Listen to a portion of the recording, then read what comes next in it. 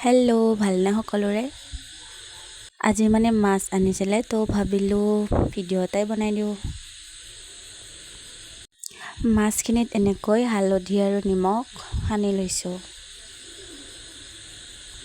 এনেকৈ সানি ল'লে হেনো মাছখিনি নাভাঙে। আকৌ আদা নহৰু মছলা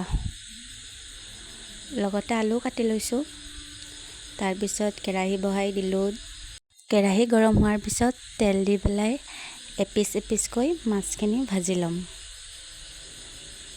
গাইছ, মাছখিনি ভয়ে ভয়ে ভাজিছোঁ কাৰণ দেহাত মানে চিটিকি পৰি যায়, তো ভয় লাগে আৰু অলপ। সেইখিনি তেলতে আলুখিনি বহাই দিছোঁ। তাৰপিছত পিচি থোৱা মছলাখিনি এনেকৈ দি দিলোঁ।